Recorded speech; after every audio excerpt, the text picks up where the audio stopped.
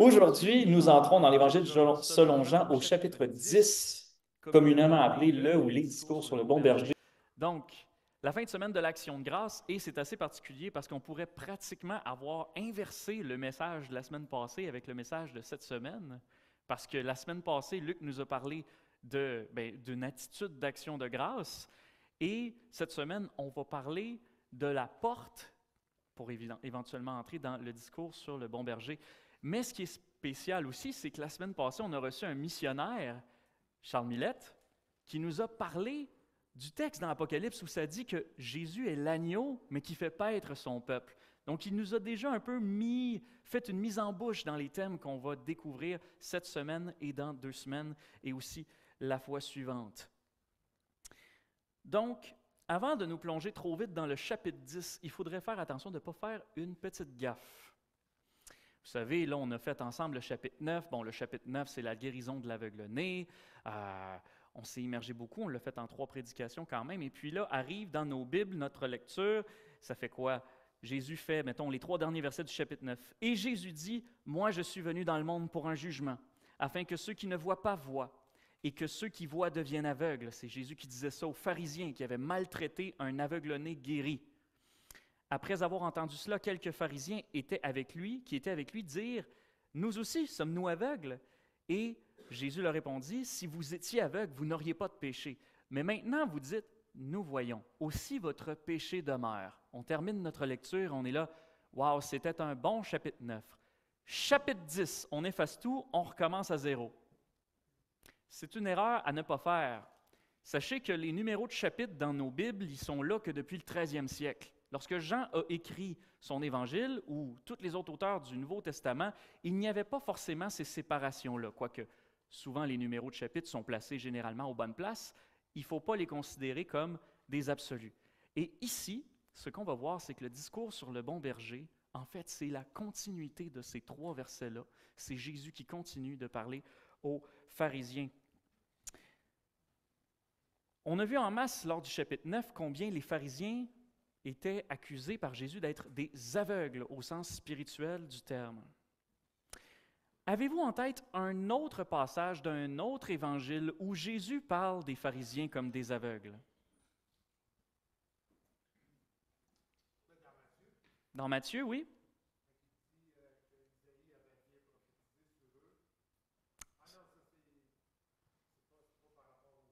Mais c'est intéressant, mais ce n'est pas là que je m'en vais. C'est dans Matthieu 15. À un moment donné, dans Matthieu 15, je vais vous le lire, c'est les versets 12 à 14, Jésus dit, c'est pas Jésus qui parle, c'est ses disciples viennent lui dire, « Sais-tu que cette parole a été une cause de chute pour les pharisiens? » Il répondit, « Toute plante qui n'a pas été plantée par mon Père céleste sera déracinée. Laissez-les, ce sont des aveugles qui guident des aveugles. Si un aveugle guide un aveugle, ils tomberont tous les deux dans une fosse. » Prenez juste cette phrase-là. Ce sont des aveugles qui guident des aveugles. Quelles sont les 2 choses qu'on apprend sur les pharisiens? Ce sont des aveugles et ils guident. Les pharisiens sont non seulement des mauvais voyants, ils sont aussi de mauvais bergers. Et c'est sur ce thème-là que le chapitre 10 de l'Évangile de Jean va commencer. En fait, pour mieux comprendre, mieux s'imprégner du chapitre 10, ce serait bien de nous imaginer visuellement comment terminait le chapitre 9. Est-ce que vous vous rappelez un peu du décor, de la scène, des personnages? Comment se terminait le chapitre 9? L'aveugle-né, qu'est-ce qu'il avait fait? Oui, mais ça, c'est au début du chapitre 9 qui s'est fait guérir, qui est allé à la piscine de Siloam. Mais à la fin du chapitre, qu'est-ce qu'il fait? Il retrouve Jésus. En fait, c'est Jésus qui le retrouve. Mais qu'est-ce qu'il fait? Il se prosterne devant Jésus. On pourrait quasiment mieux comprendre le chapitre 10 en nous imaginant encore cette scène, l'aveugle-né aux pieds de Jésus et Jésus qui va maintenant condamner les faux bergers. Je commence la lecture du texte, donc chapitre 10, verset 1. « Amen, amen, je vous le dis. Celui qui n'entre pas dans l'enclos en... » Oh, excusez-moi, j'essaie de défiler les slides. les flèches ne répondaient pas, c'est parce qu'on a cliqué sur tellement de choses. Je vais donc reprendre. Amen, amen, je vous le dis, celui qui n'entre pas dans l'enclos à moutons par la porte, mais qui l'escalade par un autre côté, celui-là est un voleur et un bandit. Mais celui qui entre par la porte est le berger des moutons. C'est pour lui que le gardien ouvre la porte, les moutons entendent sa voix, il appelle ses propres moutons par leur nom et les mène dehors. Lorsqu'il les a tous fait sortir, il marche devant eux, et les moutons le suivent parce qu'ils connaissent sa voix. Ils ne suivront jamais un étranger, ils le fuiront parce qu'ils ne connaissent pas la voix des étrangers. Jésus leur tint ce discours figuré, mais eux ne surent pas ce qu'il leur disait. Jésus leur dit encore, « Amen, amen, je vous le dis, c'est moi qui suis la porte des moutons. Tous ceux qui sont venus avant moi sont des voleurs et des bandits, mais les moutons ne les ont pas écoutés. C'est moi qui suis la porte. Si quelqu'un entre par moi, il sera sauvé. Il entrera et sortira et trouvera des pâturages. Le voleur ne vient que pour voler, abattre et détruire. Moi, je suis venu pour qu'ils aient la vie et l'aient en abondance. » Prions. Seigneur, en cette journée d'action de grâce, nous ne pouvons que te dire merci parce que tu es venu nous montrer la voie vers toi. Merci parce que tu es venu te révéler tel que tu es, c'est-à-dire la porte du salut, la porte vers toi, mais bien plus encore notre bon berger. Aujourd'hui, on veut prendre le temps de bien méditer le premier de ces deux thèmes, la porte. Qu'est-ce que ça nous dit de toi? On te prie, Seigneur, par ton esprit, d'ouvrir nos cœurs pleinement afin de recevoir tout ce que tu veux nous dire ce matin, non pas simplement d'un sens intellectuel, mais d'être profondément touché parce que ces vérités que tu nous déclares, que tu nous révèles là, elles sont profondément merveilleuses. Merci pour tout. Amen. Donc, je disais tout à l'heure qu'on aurait pu peut-être inverser les prédications, mais il n'empêche que j'apprécie l'idée qu'on arrive dans l'Évangile de Jean sur les discours sur le bon berger en plein pendant l'action de grâce, parce que c'est merveilleux ce que le Seigneur a fait pour nous et qu'on va voir une étape à la fois. D'abord, la porte.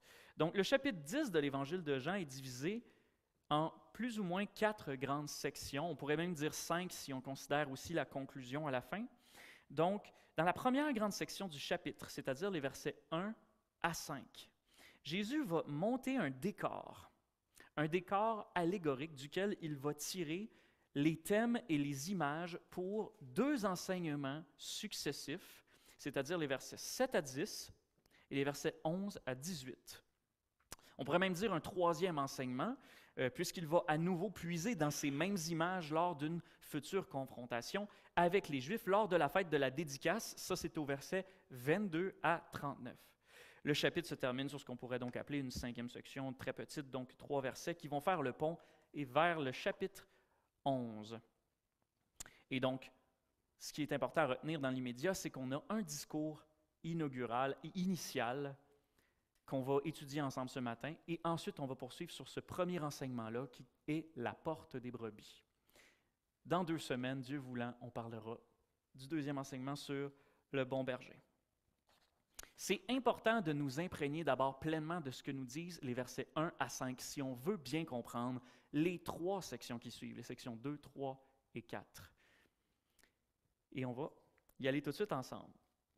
Les versets 1 à 5. Jésus va planter un décor verbal, une image allégorique, à partir de laquelle il va pouvoir puiser dans la suite. Beaucoup de nos traductions au verset 6 nous disent qu'il s'agit d'une parabole.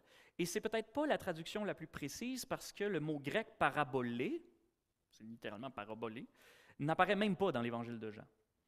Ce que vous voyez ici, plus tard aussi en Jean 16, 25 et 29, aussi souvent traduit par parabole, c'est le mot paroïmia, qui a un sens assez similaire, mais qui est probablement plus large. C'est un peu comme une allégorie, une énigme, un discours illustratif ou codé, d'où la traduction de la Nouvelle Bible seconde, un discours figuré.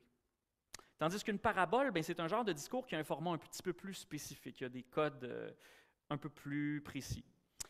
Dans tous les cas, qu'on parle d'une parabole ou d'une allégorie, ça c'est pas très grave, on retrouve ici bel et bien le même Jésus, l'enseignant qui savait raconter des histoires et provoquer la réflexion pour amener tous les gens au changement. Les versets 1 à 5 nous décrivent donc une réalité quotidienne de la vie juive. Ce n'est pas un scénario élaboré, il n'y a pas une situation initiale, un élément déclencheur, des péripéties, un dénouement, une conclusion. Ce sont des faits du quotidien, mais qui ont une portée allégorique. Et pour bien comprendre les enseignements plus spécifiques qu'on peut tirer de cette allégorie, on ne doit pas nous arrêter au verset 5. On va devoir éventuellement poursuivre la lecture dans les versets 7 à 10, puis dans les versets 11 à 18, ce qu'on va faire. Mais d'abord les versets 1 à 5. C'est assurément plus difficile pour nous que pour un juif ou même un grec du premier siècle de comprendre toutes les implications concrètes de c'est quoi l'élevage des moutons au temps de Jésus. Rappelons-nous que la nation d'Israël, elle, est née d'un berger, Abraham. Elle tient son nom d'un berger, Jacob, rebaptisé Israël. Elle est devenue politiquement indépendante sous la conduite d'un berger, Moïse, et elle a connu ce qu'on pourrait appeler ses plus beaux jours sous la conduite d'un roi berger, David. Les psaumes et les prophéties de l'histoire juive sont remplis de métaphores pastorales, c'est-à-dire relatives au monde du berger, pastoral, pasteur. Ésaïe 63, 11 et 14, par exemple, nous décrit la sortie d'Israël d'Égypte comme un grand troupeau conduit par son berger. C'est ainsi que tu as conduit ton peuple pour te faire un nom splendide, par exemple. À travers l'Ancien Testament, Dieu est fréquemment décrit comme le berger d'Israël. Et ça m'a surpris dès Genèse 48. Donc, avant même qu'Israël existe, Israël en personne, Jacob, appelait Dieu son berger. On ne peut pas ne pas mentionner évidemment l'introduction du psaume 23 du roi David. « L'Éternel est mon berger, je ne manquerai de rien ». Et de la même manière, dans l'Ancien Testament, le peuple d'Israël est fréquemment désigné comme le troupeau de son pâturage. Notamment en Ézéchiel 34-31, chapitre dont on va parler dans un instant, mais aussi dans les psaumes 74-1, 78-52, 79-13, 95-7, 103, qui a été mentionné ce matin d'ailleurs. Donc voici ici un extrait, donc psaume 95-7, « Car il est notre Dieu, et nous sommes le peuple de son pâturage, le troupeau que sa main conduit. » Oh, si vous pouviez écouter aujourd'hui sa voix. Très important, ça, pour une brebis, d'écouter attentivement la voix de son berger. Les Juifs étaient donc habitués à se considérer eux-mêmes comme des brebis au regard de leur souverain berger, qui est Dieu lui-même. Les Juifs du temps de Jésus avaient l'agriculture et l'élevage dans le sang. Il ne faut pas s'étonner si tant de paraboles ou d'enseignements de Jésus tournaient tout autour du monde agraire. Si Jésus était venu au Québec à notre époque, on aurait peut-être eu droit à quelques paraboles sur des épiceries et sur des chèques de paye, mais fort heureusement, Dieu merci, Jésus est venu à une époque et dans une société où les moyens de subsistance pouvaient être quand même relativement bien compris de toutes les autres cultures, même aujourd'hui. Maintenant, qu'est-ce que Jésus nous décrit de ce monde de l'élevage des moutons de son époque? D'abord, au verset 1, il est question d'un enclos ou d'une bergerie, comme on peut le lire dans certaines traductions, mais je pense que le terme « enclos » nous aide mieux à visualiser ce dont il est vraiment question. Au temps de Jésus, il y avait plusieurs types de bergeries. Pour un troupeau familial ou multifamilial, par exemple, on pouvait garder les moutons dans la cour intérieure d'une maison ou d'un rassemblement de maisons, mais pour les troupeaux qui sont plus grands, comme ça semble être justement le cas ici, parce que Jésus dit au verset 3 que le berger appelle ses propres moutons, ce qui sous-entend que dans la même bergerie, il y a un rassemblement de plusieurs troupeaux. Pour les troupeaux plus grands, donc, on mettait les brebis dans un enclos plus spacieux, donc qui n'était pas forcément collé à une maison, mais un endroit à part, avec une clôture en bois peut-être pour les plus modestes, ou idéalement, un muret en pierre surmonté de ronces pour empêcher les intrus de passer. Et donc, on pouvait regrouper plusieurs troupeaux ensemble et les mettre dans un même enclos sans problème. Lorsque, durant la nuit, les bergers des troupeaux respectifs venaient y déposer leurs bêtes, on pouvait louer les services d'un gardien, une sorte d'assistant berger, chargé de surveiller la seule entrée disponible. Sur le plan allégorique, qu'est-ce que l'enclos représente dans ce texte? L'enclos, c'est quand même assez vague. Ça représente plutôt tout ce qui garde temporairement les brebis, soit celles qui appartiennent à Dieu, soit celles qui ne lui appartiennent pas. En l'occurrence, dans le contexte immédiat du chapitre 10, et en particulier au verset 16 qu'on va voir plus tard, l'enclos représente le judaïsme, dirigé par de mauvais bergers. Le berger vient rechercher les brebis qui lui appartiennent dans le judaïsme pour les amener avec lui. Mais dans le même verset 16, il est aussi sous-entendu qu'il y a d'autres bergeries ailleurs, c'est-à-dire des nations différentes. D'un point de vue allégorique, on pourrait donc aussi dire qu'en tant que citoyens canadiens et québécois, nous sommes dans la bergerie ou dans l'enclos du Québec. Quant à la porte de l'enclos, ce qu'elle représente ici, c'est la légitimité de celui qui l'a franchie pour venir chercher ses brebis. Seul un responsable autorisé du troupeau avait le droit de passer la porte.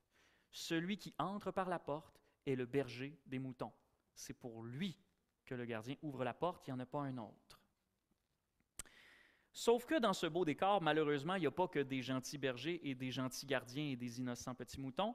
Il y a aussi des voleurs et des bandits, ou des voleurs et des brigands, selon la traduction.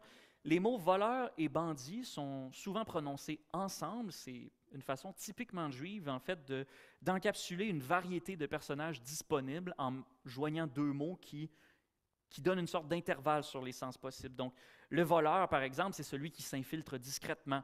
Il est dangereux parce qu'on ne le voit pas venir.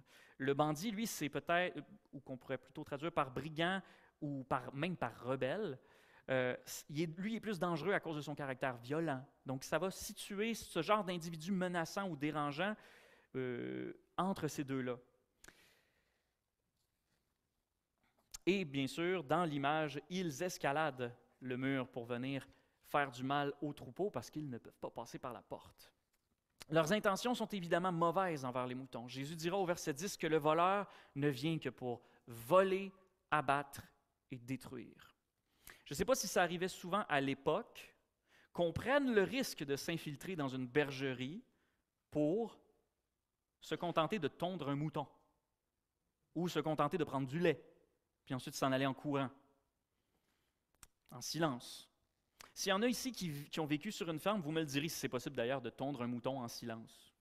J'en ai aucune idée, bien sincèrement. Mais sinon, le plus probable, lorsqu'un homme était prêt à prendre un tel risque de s'introduire dans un enclos à moutons au milieu de la nuit, c'est qu'il n'allait pas se contenter d'un peu de laine. Il venait pour chercher the whole package.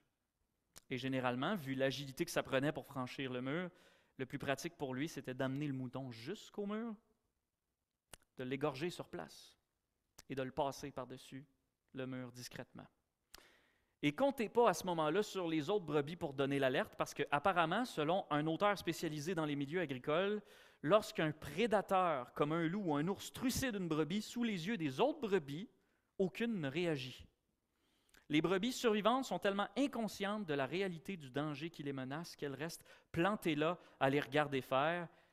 Elles se font saisir une par une.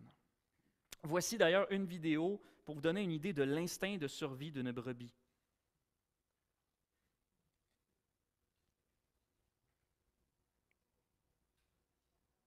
Normalement, il y aurait du son, mais ce n'est pas très grave.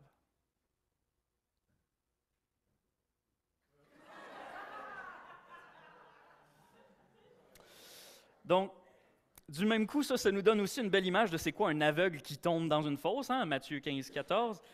Imaginez que ce soit cette brebis-là qui conduise le troupeau du Seigneur. Sur le plan allégorique, qu'est-ce que les voleurs et les bandits représentent? Il peut y avoir plusieurs sens. Dans le contexte immédiat en Jean 10, par exemple, ce sont les pharisiens, clairement, qui viennent de s'en prendre à un homme innocent, l'aveugle-né. Une brebis dont ils avaient pourtant la garde, et cela au lieu de prendre soin de lui. Dans un sens plus large, les voleurs et les bandits représentent tous ceux qui n'ont pas la légitimité du berger. Ils ne passent donc pas par la porte et qui cherchent donc à détourner les brebis du vrai berger, les menant inévitablement à la mort.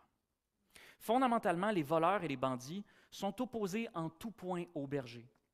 C'est quelque chose qu'on va revoir dans 2 semaines, mais on prend un peu d'avance parce que c'est dans notre texte déjà. Ils n'ont pas la légitimité du berger pour prendre soin des brebis, la légitimité donnée par Dieu lui-même sur son troupeau. Ils ne l'ont pas. Ils n'ont pas l'amour du berger pour les brebis, c'est-à-dire l'amour de Dieu lui-même, incomparable, l'amour de Dieu si fort, si tendre, qui est un amour sans fin. Ils ne l'ont pas. Et finalement, ils prennent la vie des moutons plutôt que de leur donner la leur, comme seul peut le faire le bon berger. Ensuite, on a quoi d'autre dans notre allégorie pastorale? On a les brebis, ou les moutons, selon la traduction.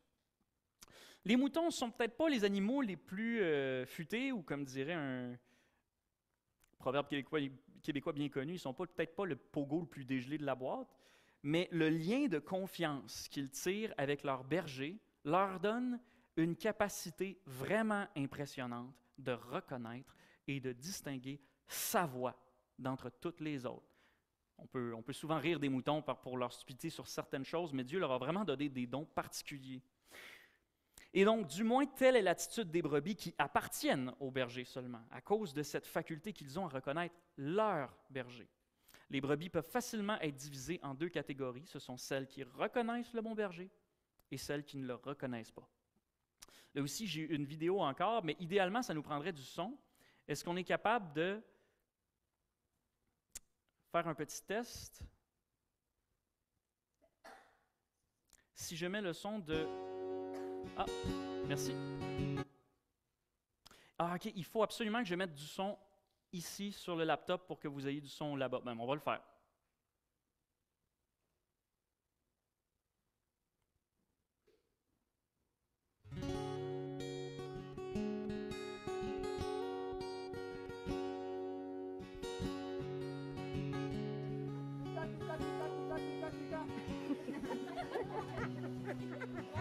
One more time. Oh, one is.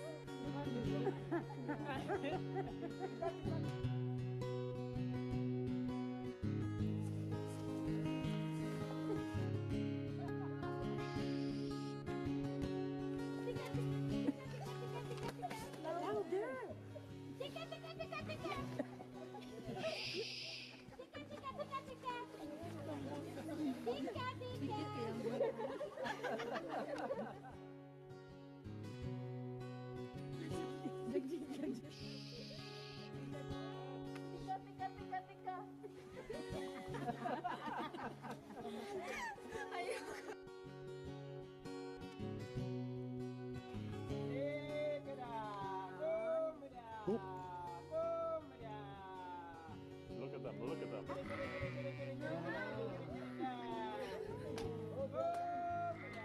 That's amazing. Isn't that amazing? They are coming. Oh, my. They are coming.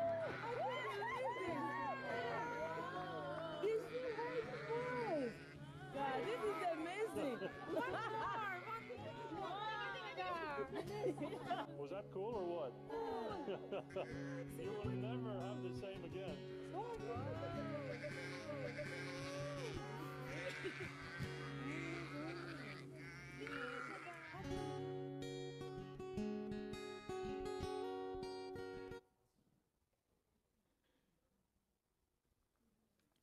Donc, sur le plan allégorique, qu'est-ce que les moutons représentent? Les moutons représentent les êtres humains. Ça peut sonner insultant des fois de se faire comparer à un mouton sur le plan de l'intelligence, mais la caractéristique commune la plus importante entre un humain et un mouton, c'est pas l'intelligence, quoique nous autres aussi, on est capable de... Voilà. Le potentiel humain est incroyable, mais d'un deux bords, là. La caractéristique commune la plus importante entre un humain et un mouton, c'est la dépendance. Comme un mouton a absolument besoin d'un berger pour vivre, l'être humain a absolument besoin de Dieu pour vivre. Et comme les moutons, dans le discours figuré de Jésus, les humains aussi peuvent appartenir à deux catégories, le troupeau de Jésus-Christ et ceux qui ne mettent pas leur foi en Jésus-Christ. On a parlé de la faculté des moutons à reconnaître leur berger, mais si développée soit cette faculté, le berger aussi reconnaît ses moutons. Verset 3. C'est la beauté de l'histoire. Il est dit au verset 4, que lorsqu'il fait sortir ses moutons de l'enclos, il les fait tous sortir, sans en oublier aucun. Et on a aussi la merveilleuse parabole de la brebis égarée qui insiste sur cet aspect-là en Matthieu 18 et en Luc 15. Et au verset 3, donc, il les appelle toutes par leur nom. On sait que des bergers palestiniens à l'époque de Jésus donnaient des noms à leurs brebis. Je ne sais pas si c'était leur habitude de le faire pour chacune d'entre elles, parce qu'il devait en avoir beaucoup, mais le bon berger, lui, il connaît les noms de chacune de ses brebis. Il s'assure qu'elles l'entendent lorsqu'il les appelle et il s'assure qu'elles le suivent.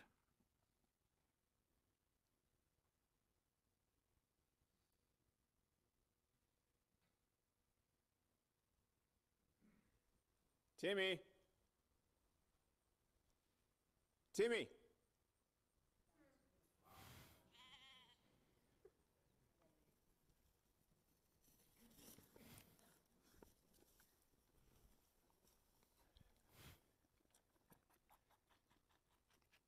You're such a big boy. Remarquez que ça a pris 2 appels avant que Timmy réagisse, mais qu'une fois que Timmy a reconnu la voix de son berger, on ne peut plus l'arrêter.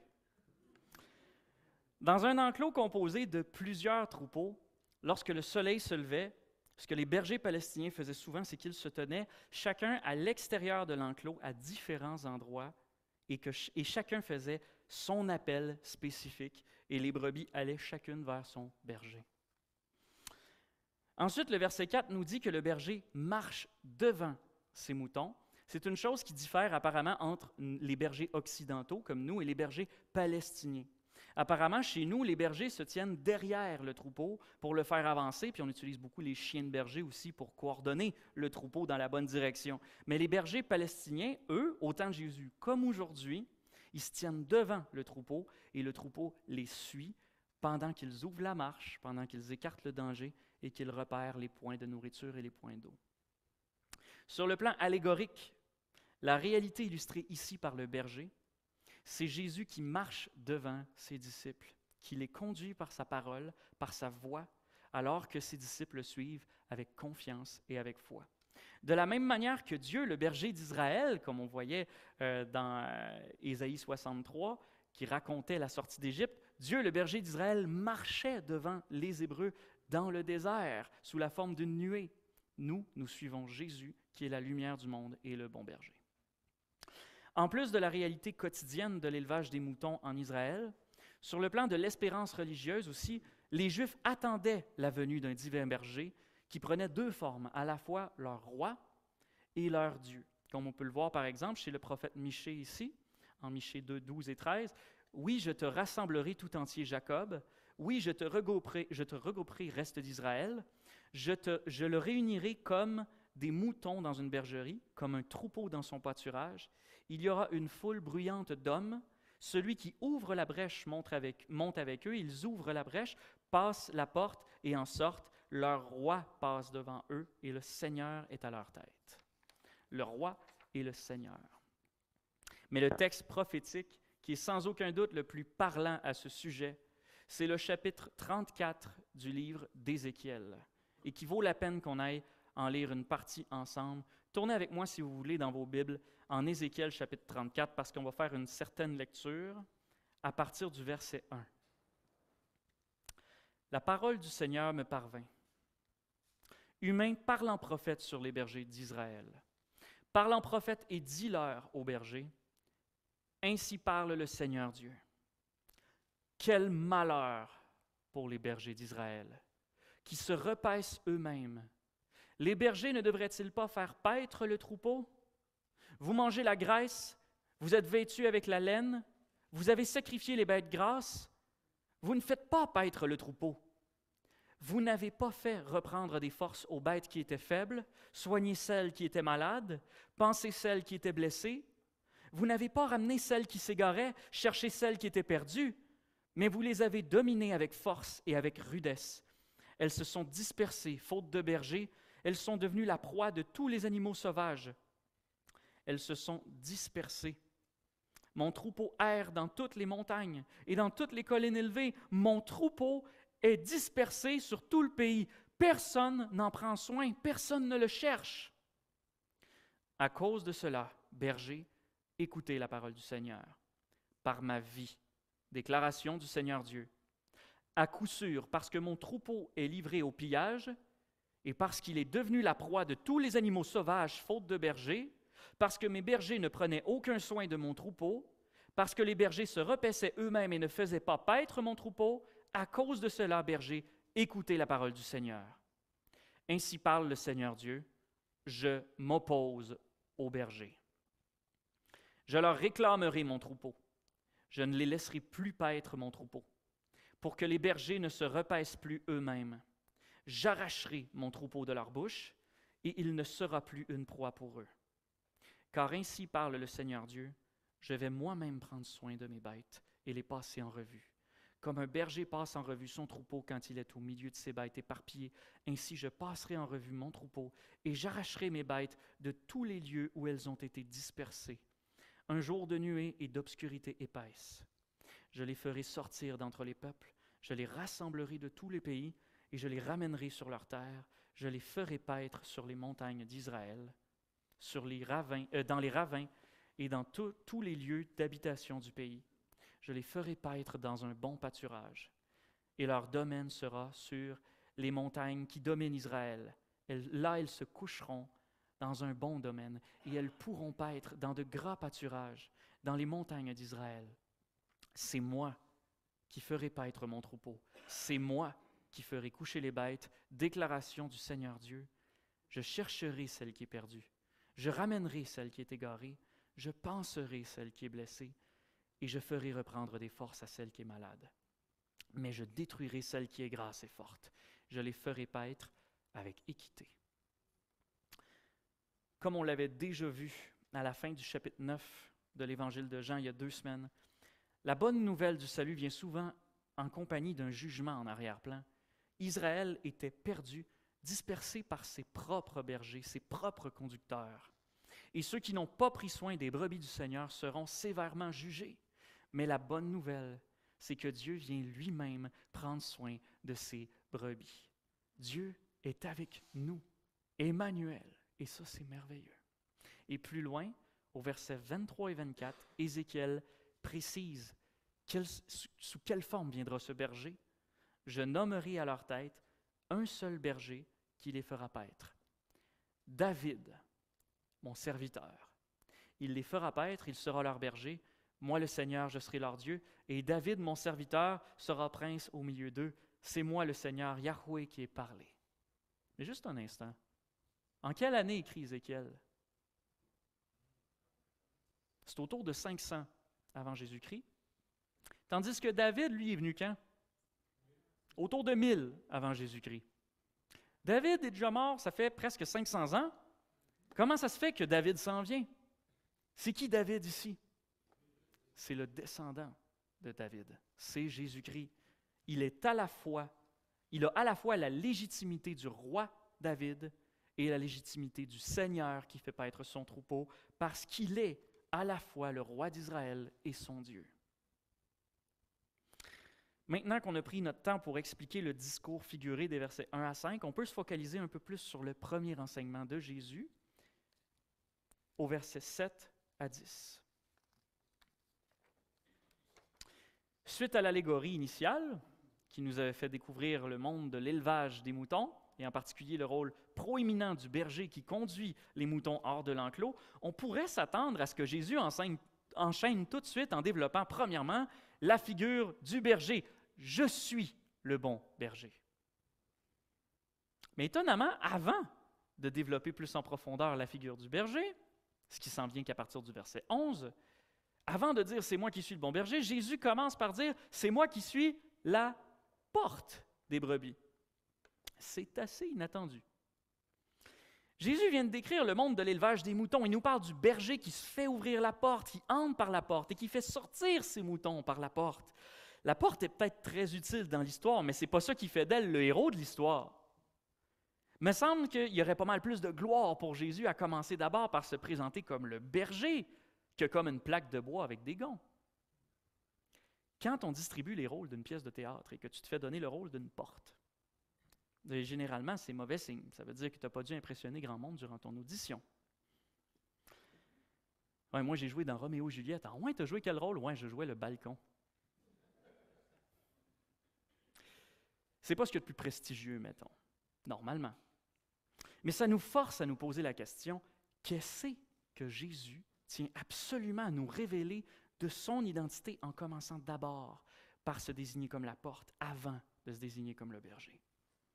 Après l'allégorie initiale des versets 1 à 5, le premier enseignement que Jésus fait ici sur la porte n'est pas très long en plus à comparer de celui qui vient sur le bon berger, c'est à peine 4 versets, 7 à 10.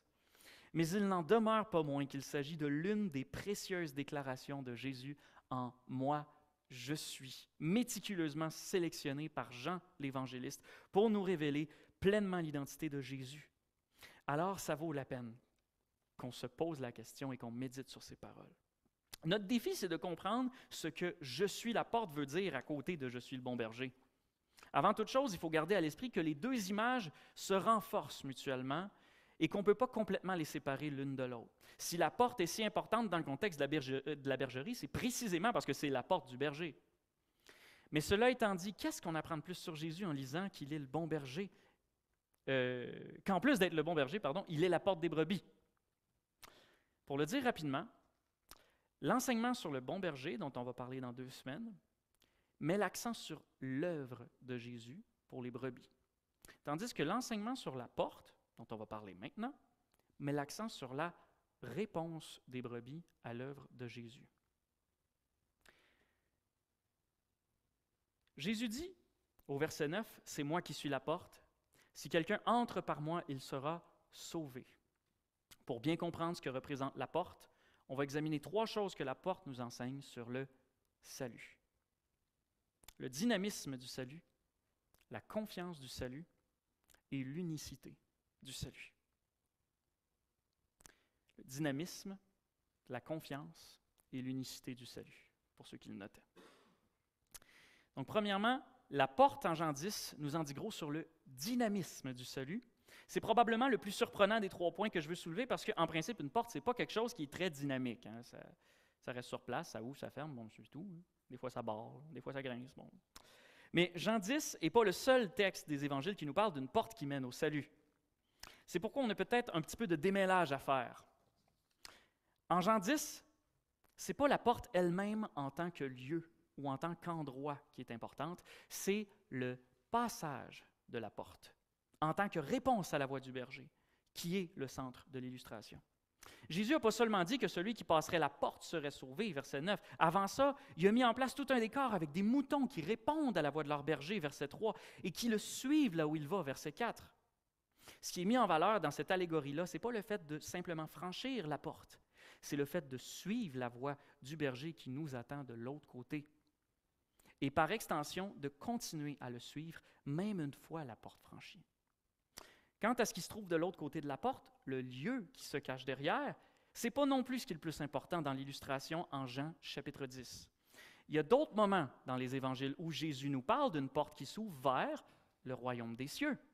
En Matthieu 7, 13 et 14, lorsqu'il dit « Entrez par la porte étroite, car large est la porte et spacieux est le chemin qui mène à la perdition, et il y en a beaucoup qui entrent par là. Mais étroite est la porte et resserré le chemin qui mène à la vie, et il y en a peu qui les trouvent. » Les deux enseignements, celui de Jean 10 et celui de Matthieu 7, présentent des réalités quand même similaires, mais ce n'est pas exactement la même image. Déjà, en Matthieu, il y a 2 portes. Mais Jean, lui, n'en utilise qu'une. C'est la porte, c'est celle par laquelle le berger appelle ses brebis, c'est la porte de l'enclos. En Matthieu, l'une de ces portes est l'entrée de la vie, l'autre est l'entrée de la mort. Mais en Jean, la vie ne se trouve pas de l'autre côté de la porte. Elle se trouve techniquement des 2 côtés de la porte. Parce qu'au verset 9, Jésus dit que celui qui entre sera sauvé, oui. Mais au verset 3 qu'on avait vu plus tôt, le berger fait sortir ses brebis de l'enclos. Verset 9, celui qui entre. Mais verset 3, il les fait sortir. Et finalement, encore plus loin, au verset 9, Jésus ajoute, « Si quelqu'un entre par moi, il sera sauvé, il entrera et sortira et trouvera des pâturages. » Si la porte en question, en Jean 10, c'était carrément la porte du ciel, ça ne ferait pas grand sens de dire « il entrera et sortira ». On n'entre pas dans le ciel comme dans un moulin, comme dirait l'autre. Jean 10 nous montre que la vie éternelle, ce n'est pas simplement d'être au bon endroit. La vie éternelle, c'est d'être dans le bon troupeau.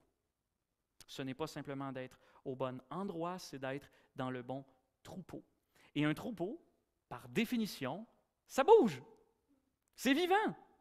La vie éternelle, c'est de suivre le berger où qu'il aille. Et pour revenir un petit peu sur les mots « il entrera et sortira », d'ailleurs, ce sont des mots qui nous décrivent la liberté dont jouit la brebis sous la gouverne du berger. Ce sont des mots qui rappellent les promesses de bénédiction de l'ancienne alliance entre Dieu et Israël, comme en Deutéronome 28:6, « Tu seras béni lorsque tu rentreras et tu seras béni lorsque tu sortiras. » Et aussi, dans la même veine, le psaume 121:8, « Le Seigneur te gardera lorsque tu sortiras et lorsque tu rentreras, dès maintenant et pour toujours. » En Jean 10, les deux côtés de la porte, ce n'est pas le ciel et la vie terrestre, ce n'est pas non plus le ciel et l'enfer, ce n'est pas la mort et la vie, c'est la porte d'un enclos. Ça veut dire que les deux côtés de la porte sont quoi? L'enclos, puis les pâturages. Deux dimensions importantes dans la vie d'une brebis. Les deux représentent la vie, ou du moins une partie de la vie. Les pâturages pour être nourris et conduits, la bergerie pour être reposée et en sécurité. Sans bon berger, l'intérieur comme l'extérieur de l'enclos restent des lieux de mort pour les brebis. La brebis meurt si elle sort jamais de la bergerie pour se nourrir, et la brebis meurt si elle erre constamment dehors à la merci de tous les prédateurs. Mais avec le bon berger, qui est notre unique source de vie, l'intérieur et l'extérieur de l'enclos deviennent pour nous des lieux de vie. Il me fait reposer dans de verts pâturages. Il me dirige près des eaux paisibles. Il restaure mon âme. Il me conduit dans les sentiers de la justice à cause de son nom. C'est parce qu'il est avec moi que je ne crains aucun mal, quand bien même je marcherai dans la vallée de l'ombre de la mort. Ceux qui conçoivent la vie éternelle comme rien de plus qu'une destination finale passent complètement à côté de la vraie définition de la vie éternelle, comme Jésus nous la présente ici. La vie éternelle, ce n'est pas une destination statique, c'est une marche, c'est dynamique.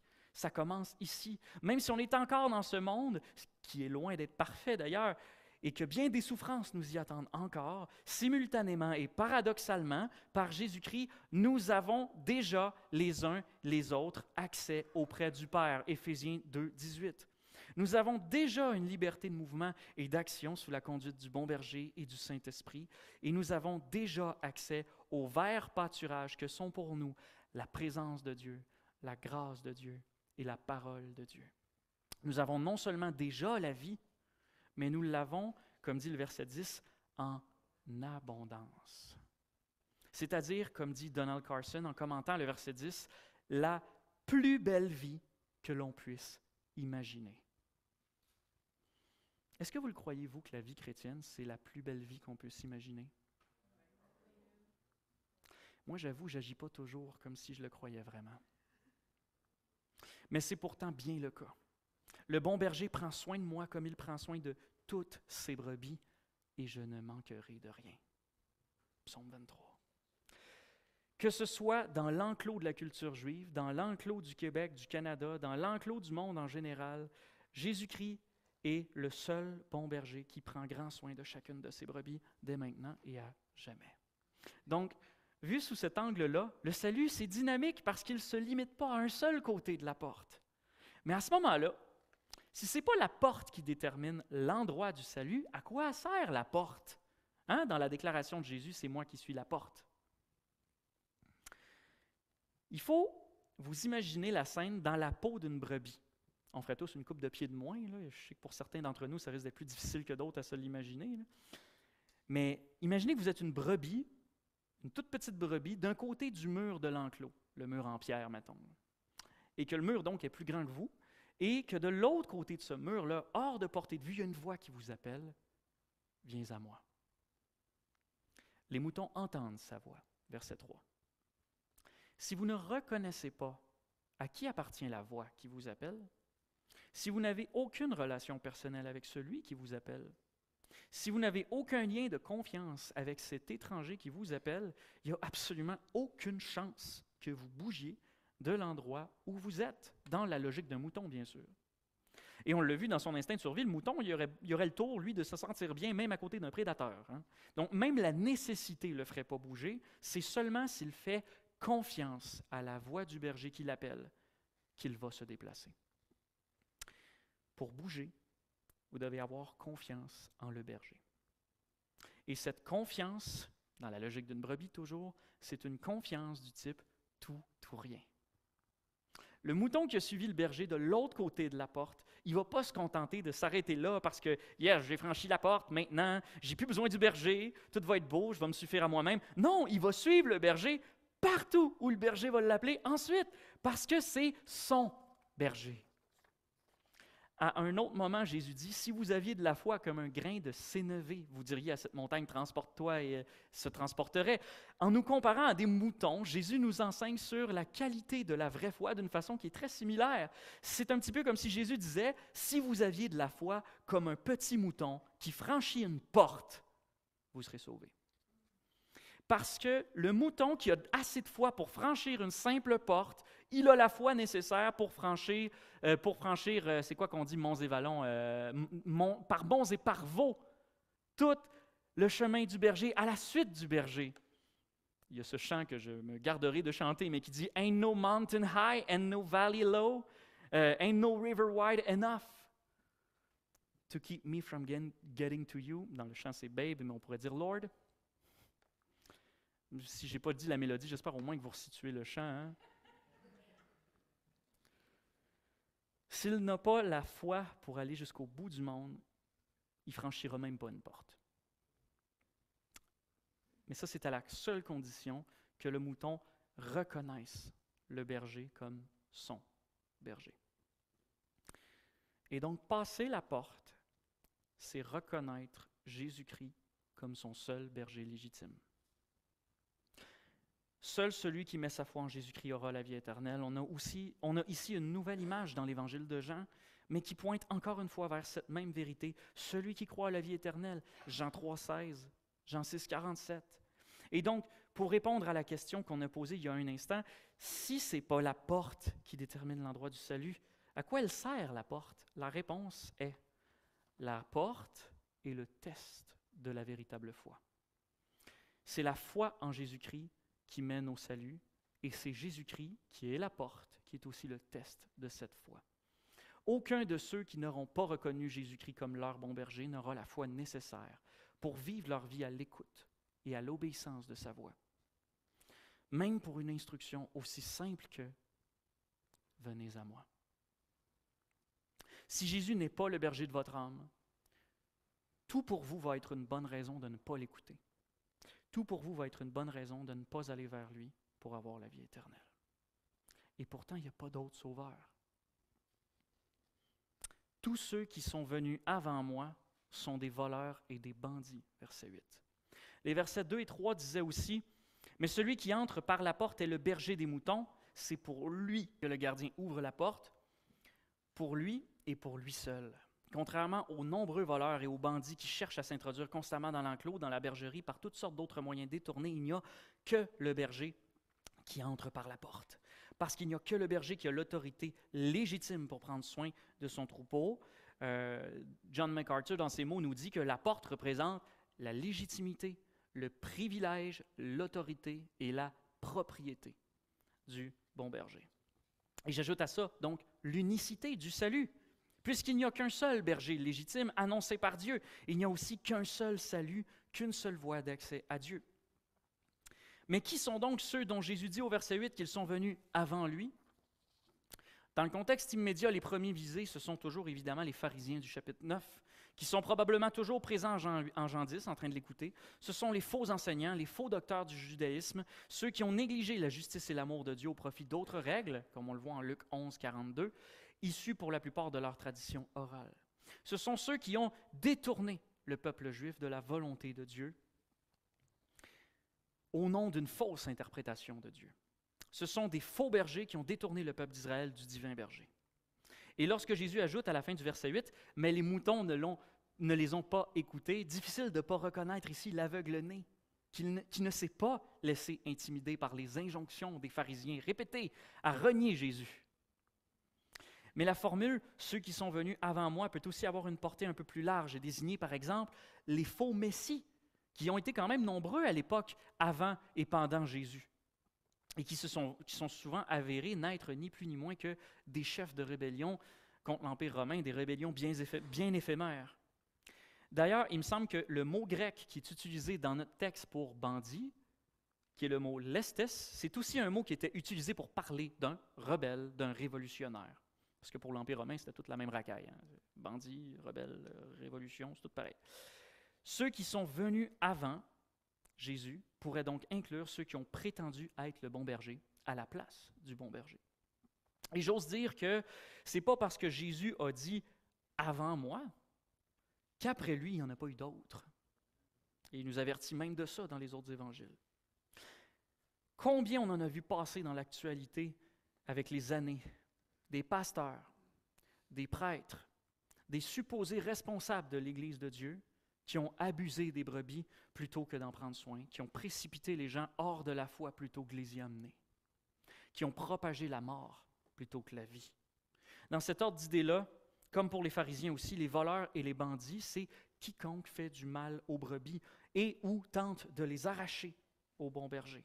Et là, je ne parle pas que du christianisme, là. Des faux bergers, il y en a absolument partout. Mais comment les reconnaître, les faux bergers? Réponse facile, il faut connaître le vrai berger. Bon, on termine là-dessus en prière. Mais mettons qu'après tout ce qu'on a déjà dit sur la métaphore de l'enclos, sur la porte, sur la foi, sur le salut, mettons qu'on essaierait de donner des pistes pour identifier c'est quoi un faux berger aujourd'hui.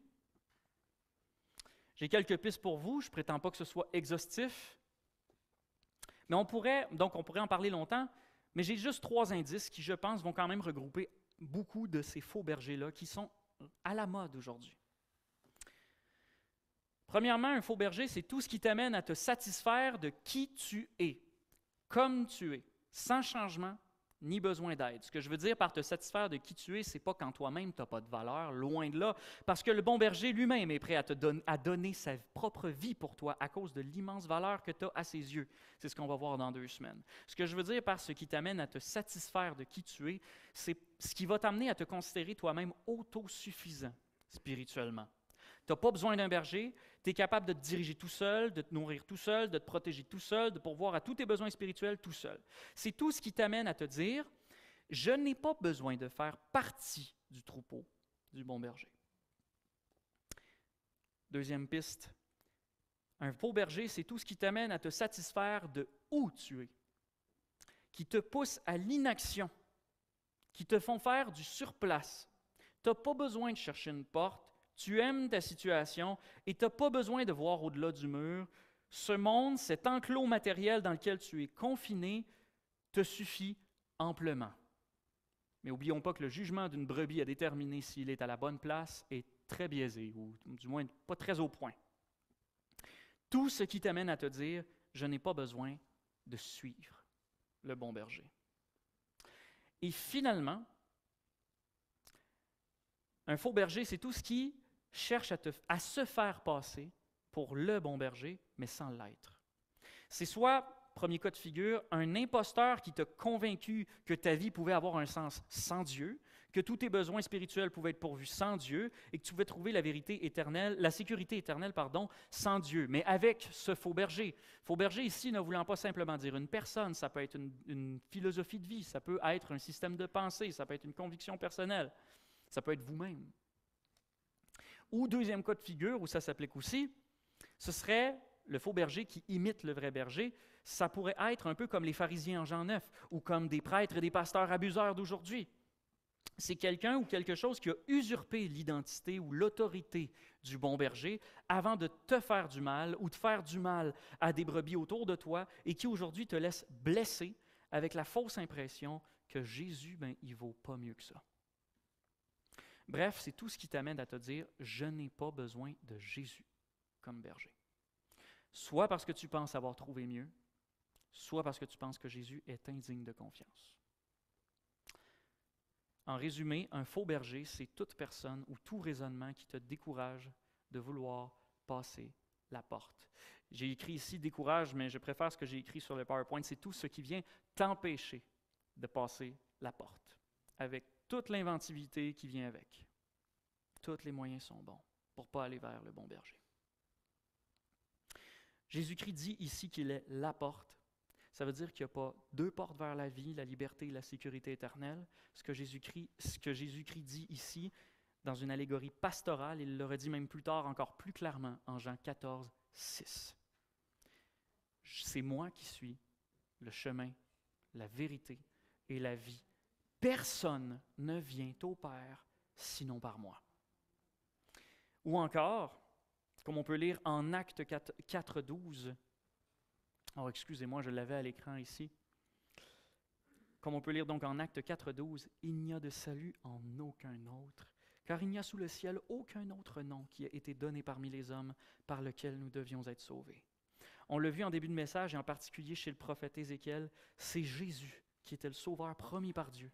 La promesse de Dieu, l'espérance donnée aux hommes, c'était lui, il est le sauveur légitime, c'est pourquoi il est la porte des brebis. Pas une porte, mais la porte. Et que tous les autres qui sont venus avant lui et aussi après lui, avec de belles promesses, sont des voleurs et des bandits. Saurez-vous les reconnaître? C'est pas facile. Fort heureusement, dans la suite du chapitre, on va voir que le bon berger a non seulement la légitimité de prendre soin de tous les enfants de Dieu, mais qu'aussi il les protège. Il protège son troupeau contre toutes sortes de menaces qui pourraient sévir contre lui, y compris ses faux bergers. Donc, en résumé, la porte, ce n'est pas simplement l'endroit du salut, ce n'est pas un endroit statique, au contraire, c'est même le signe d'une vie très active et dynamique.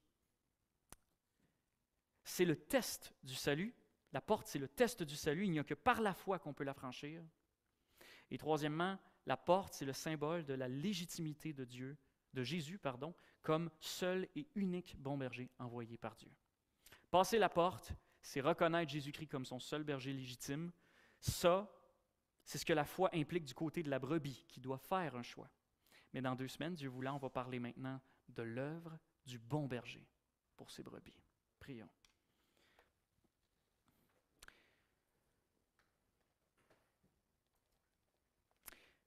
Seigneur, en prière, j'aimerais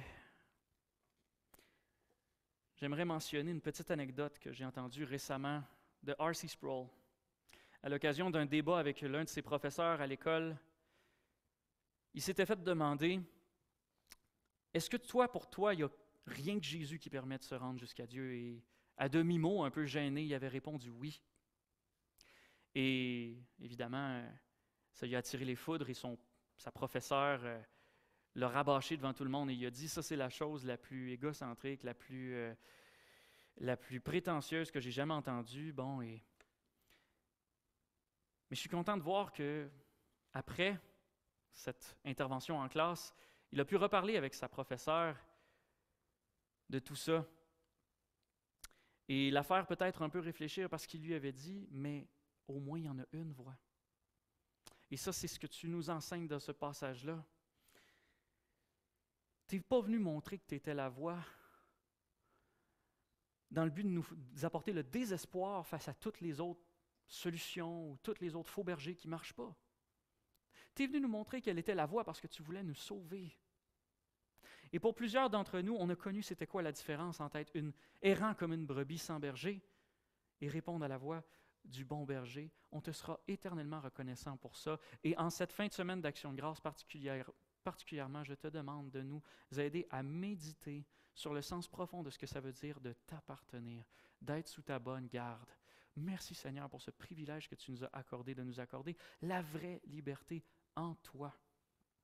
Et pour ceux qui ne connaissent pas ce que c'est, je te prie Seigneur de leur donner des oreilles pour entendre ta voix et un cœur pour te répondre et franchir cette porte. Tu dis, si quelqu'un passe cette porte, il sera sauvé. Ce n'est pas plus compliqué que ça. Et en même temps, c'est si difficile pour nous, quand on ne te connaît pas, de te faire confiance.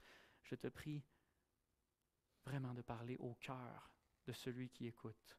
Au nom de Jésus, Amen. Joyeuse action de grâce à tous et à toutes.